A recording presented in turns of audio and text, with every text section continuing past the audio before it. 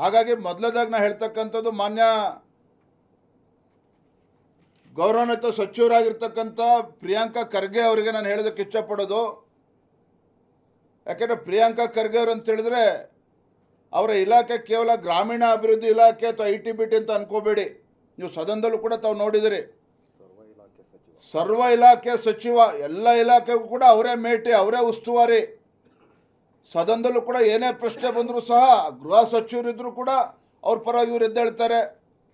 ಮಹಿಳಾ ಮತ್ತು ಮಕ್ಕಳ ಕಲ್ಯಾಣ ಬಗ್ಗೆ ಪ್ರಶ್ನೆ ಇದ್ದರೆ ಅದಕ್ಕೂ ಎದ್ದು ಗಲಾಟೆ ಮಾಡ್ತಾರೆ. ಮುಖ್ಯಮಂತ್ರಿಗಳಿಗೆ ಸಂಬಂಧಪಟ್ಟಿದ್ದರೂ ಕೂಡ ಅದಕ್ಕೂ ಎದ್ದು ಗಲಾಟೆ ಮಾಡ್ತಾರೆ. ಅಂದರೆ ಬಹಳ ಜ್ಞಾನಿಗಳವರು, ಅದನ್ನು ನಾವು ಒಪ್ಕೊಳ್ತೇವೆ.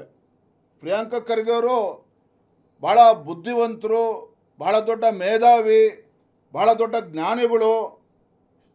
ಅಷ್ಟು ಅದ್ರ ಜೊತೆಗೆ ಅಷ್ಟೇ ಶಕ್ತಿಶಾಲಿ ಮತ್ತು ಪ್ರಭಾವಿ ಮುಖಂಡ, ಅದನ್ನು ಕೂಡ ನಾವು ಒಪ್ಕೊಳ್ತೇನೆ. ಇವತ್ತು ಪ್ರಿಯಾಂಕಾ ಖರ್ಗೆ ಅವರು ನನ್ನ ಏನು ಹೇಳಿದ್ದಾರೆ, BJPಯವರಿಗೆ ಚಟ ಅನ್ನೋ ಅರ್ಥದಲ್ಲಿ ಮಾತನಾಡಿದ್ದಾರೆ.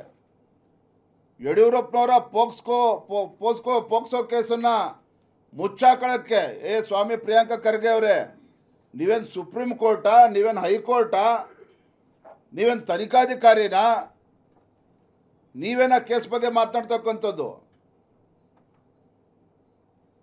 ಭಾಳ ದೊಡ್ಡ ಮೇಧಾವಿ ನೀವು, ಗೊತ್ತಿದೆ ನನಗೆ. ಆದರೆ ಇವತ್ತು ಭಾರತೀಯ ಜನತಾ ಪಾರ್ಟಿ ಧ್ವನಿ ಎತ್ತಿರ್ತಕ್ಕಂಥ ವಿಚಾರ ಏನು, ಅತ್ಯಂತ ಹಿಂದುಳಿದ ವರ್ಗಗಳಿಗೆ ಸೇರಿರ್ತಕ್ಕಂಥ ಒಂದು ಬಡ ಕುಟುಂಬಕ್ಕೆ ಇವತ್ತು ಅನ್ಯಾಯ ಆಗಿದೆ. 5 ಜನ ಸಹೋದರಿಯರು, ಒಬ್ಬನೇ ಗಂಡು ಮಗ. ಆ ಕುಟುಂಬದ ಒಂದು ಆಧಾರ ಸ್ತಂಭ ಇವತ್ತು ಮುರಿದು ಬಿದ್ದಿದೆ, ಕಳಚಿ ಬಿದ್ದಿದೆ. ನಿಮ್ಮ ರಾಜಕೀಯ ಪುಡಾರಿಗಳ ಕುಮ್ಮಕ್ಕಿನಿಂದ ಆತ್ಮಹತ್ಯೆ ಮಾಡಿಕೊಂಡಿದ್ದಾರೆ.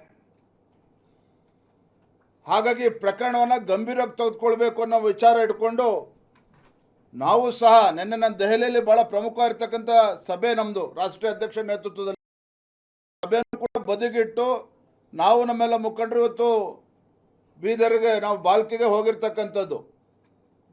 ಹಾಗಾಗಿ ಯಾಕೆ ಇವತ್ತು ನಾವು ಪ್ರಿಯಾಂಕಾ ಖರ್ಗೆ ಆಗಲಿ ಘಟನೆ ಬಗ್ಗೆ ಬಿಗಿಯಾಗಿ ತೆಗೆದುಕೊಂಡಿದ್ದೇವೆ ಅಂತ ಹೇಳಿದ್ರೆ, ರಾಜು ಕಪ್ನೂರ್ ಏನಿದ್ದಾನೆ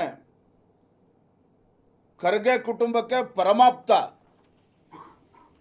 ಖರ್ಗೆ ಕುಟುಂಬಕ್ಕೆ ಅವನು ಭಾಳ ಪರಮಾಪ್ತ ಇರೋದ್ರಿಂದ, ಮತ್ತು ಆ ಬಡ ಕುಟುಂಬ, ಹಿಂದುಳಿದ ವರ್ಗದ ಕುಟುಂಬ, ಸಮಾಜಕ್ಕೆ ಸೇರಿರ್ತಕ್ಕಂಥ ಕುಟುಂಬಕ್ಕೆ ಇವತ್ತು ಅನ್ಯಾಯ ಏನಾಗಿದೆ, ಆ ಒಂದು ಬಡ ಕುಟುಂಬಕ್ಕೆ, ಹಿಂದುಳಿದ ಸಮಾಜ ಕುಟುಂಬ ಸೇರಿದೆ, ಆ ಬಡ ಕುಟುಂಬಕ್ಕೆ ನ್ಯಾಯ ಕೊಡಿಸ್ಬೇಕು, ನ್ಯಾಯ ದೊರಕಿಸ್ಕೊಡ್ಬೇಕು ಅನ್ನುವ